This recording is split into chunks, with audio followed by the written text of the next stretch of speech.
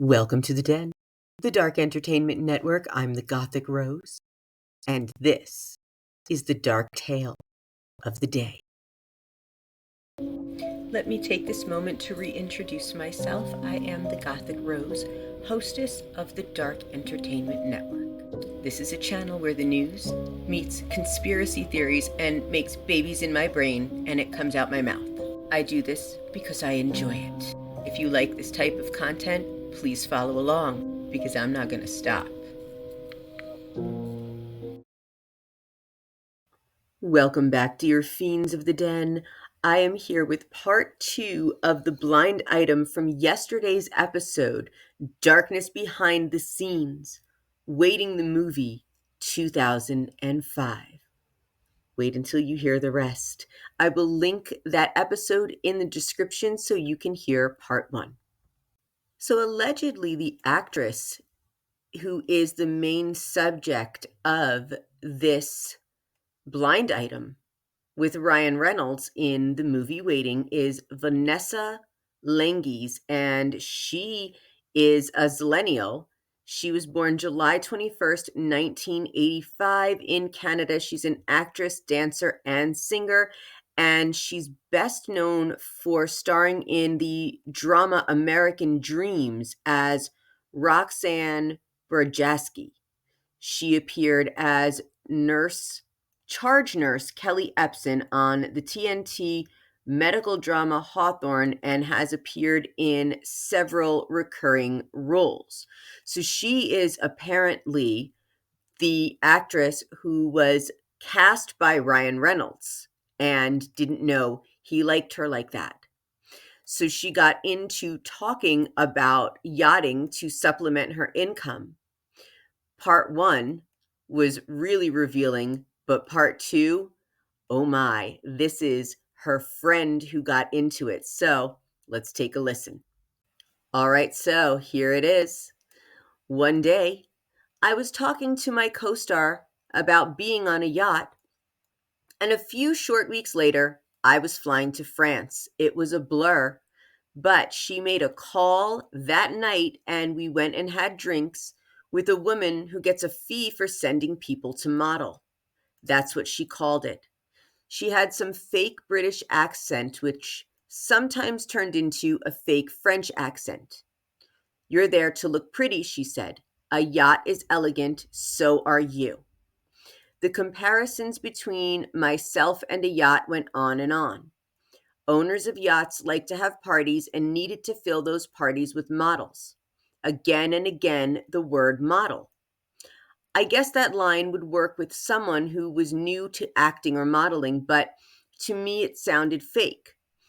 Fake like the agents who will get you a part if you pay them a bunch of money and use their photographer to take your headshots. I think this woman's spiel probably worked best in small towns where she probably advertised on Craigslist. She would get a group of them into some Holiday Inn conference room and show them photos of yachts and parties on yachts. Sprinkle a few pictures of Leonardo DiCaprio and other hot-looking actors to get them really excited. Then dangle that money carrot and international travel, and most of them were sold. I saw Leonardo DiCaprio when I was there. He was at a restaurant having a drink surrounded by a bunch of guys. My reality was a bunch of sweaty, overweight guys who thought they could dance and have too much body hair, which they liked to show off. Oh my, it continues. I'll say honestly, this also sounds like poor guys just without money. And that's a shame for the poor guys. So, anyway, blah, blah, blah, went the recruiter. I was already in. I knew what to expect. I also knew I needed the money. Oh, let's talk about the money for a second. First of all, she promised to pay $10,000 per week. Each trip was 1 week. I would get $2,500 up front, and then the other $7,500 when I was there. Nope. My co-star already told me about this scam. Apparently, the $7,500 was what a model could expect to earn if she slept with a guy each night of the week-long trip. 1,000 a night was the going rate. The thing is, though, that wasn't guaranteed.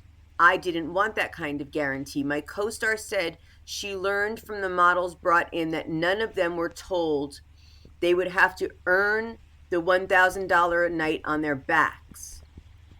They assumed that the whole thing was legit and they would actually get paid the $7,500 on the ship.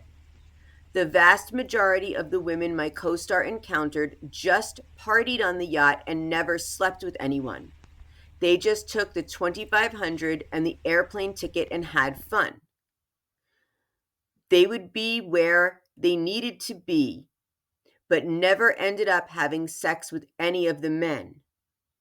Those that did often got screwed over because the guys wouldn't pay them anything or would give them a fake Rolex or something similar as payment.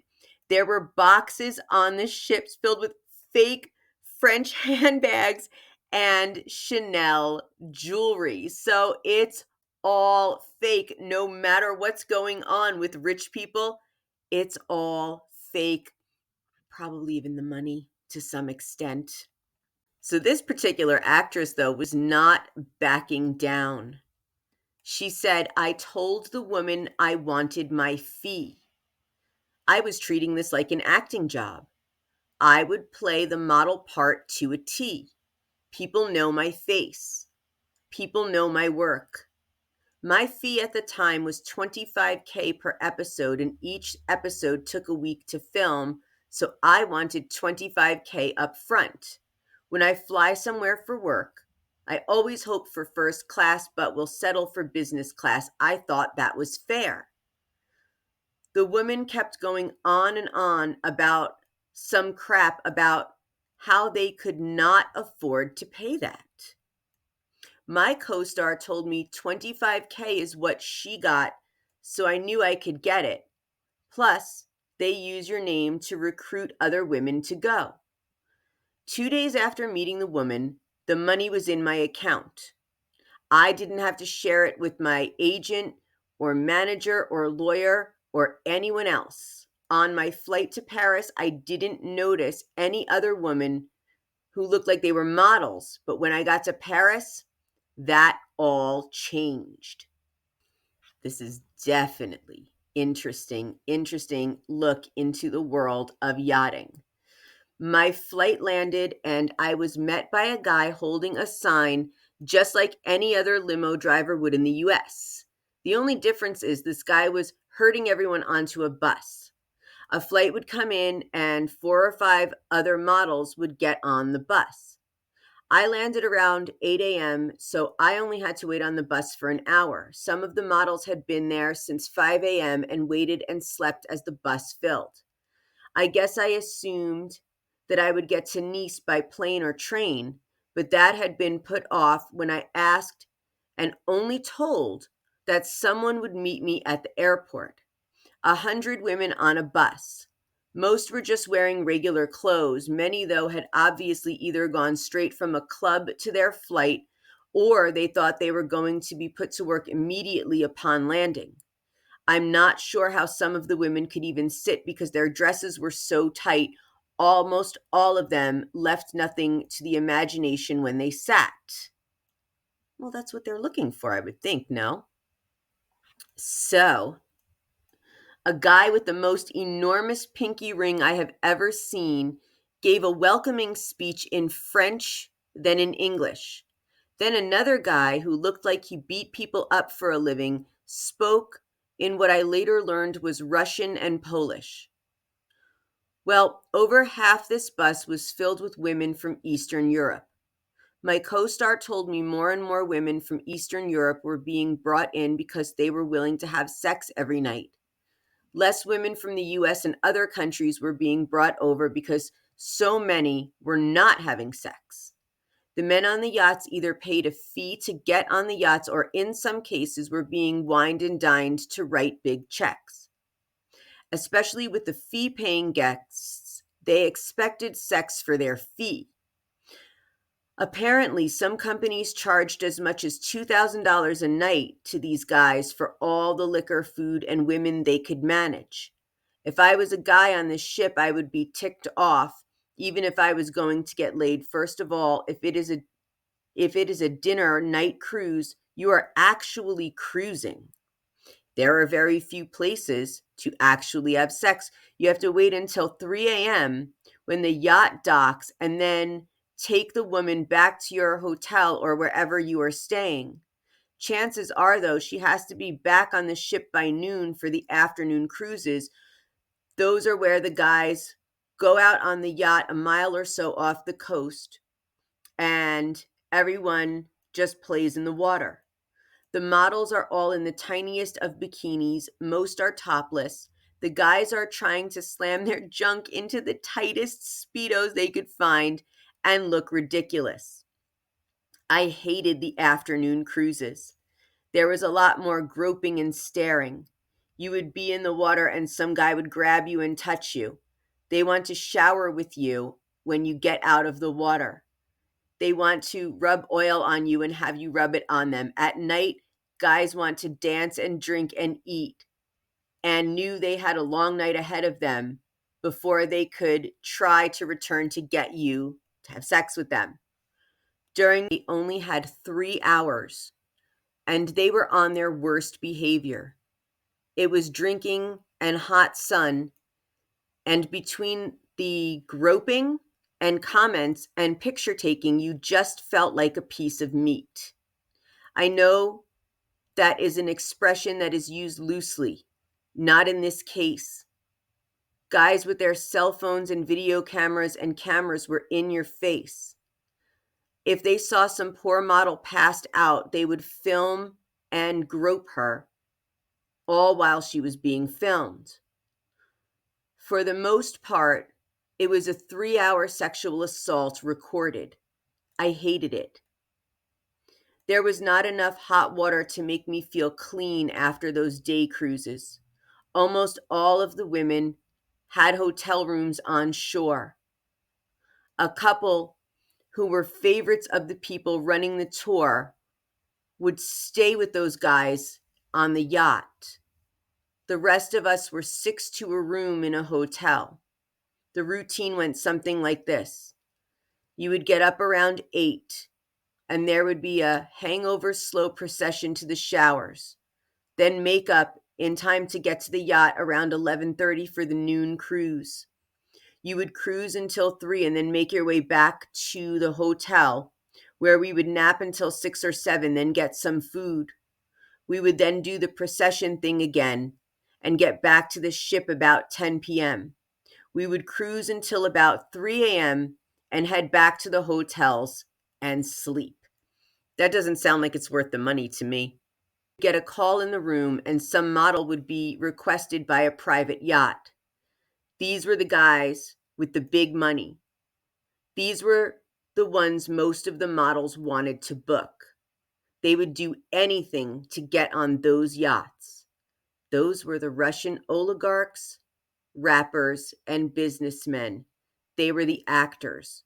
The handlers hated sending women over to those gigs, though, because they never came back. That would be one less person for the cruises. By my last night there, half of the women were gone. Most of those had moved on to private yachts. Some had just quit. Some had ended up with the guy who they liked. At least one person from my week overdosed. I get asked if I would ever do it again. Nope, never, not a chance. I stuck it out because I got paid to stick it out. I never walked away from a gig where I was paid and treated like that. I have never felt more degraded in all my life. Some of these women there had been doing it for a year. They had moved from the Caribbean in the winter to the Med in the summer, and they never planned on quitting. I hated it. I cried for an effing week when I got back. I got invited to go to Cannes to promote a show I was in. The only time in my life I begged off, I was no part of that city for a while. I never slept with anyone when I was there. My co star said most women don't, but in my experience, most did. In my opinion, half were looking to make as much money that week as possible, and the other half wanted to find a husband. I will say that the week I was there, only 2 or 3 women I met were American. Where my co-star had been, there were over half. Did I mention how much I hated it there? Interesting. So I know that there are a lot of women actresses who are yachters out there. So why don't we just have some fun in the comments and name who we know some of those yachters to be and what you think they might do. And with that, thank you for joining me in the den.